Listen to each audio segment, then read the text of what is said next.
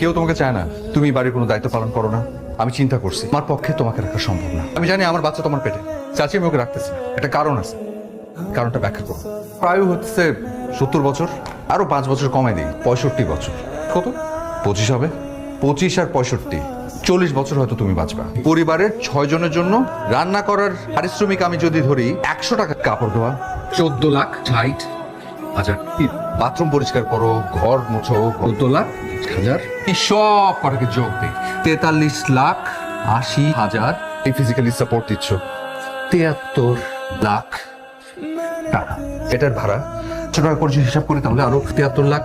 এই সব কটা যদি আমি যোগ করি, আগামী 40 বছরে তোমার পারিশ্রমিক হবে 2 কোটি টাকা। আর 14 গোষ্ঠী মিলেও তোমার এই টাকা শোধ করতে পারো। আমি তোমাকে অনেক ভালোবাসি জ্যোতি, আমি তোমাকে ঠকাতে পারবো না। তুমি চলে যাও, আর যদি পারো আমাকে মাফ করে দিও।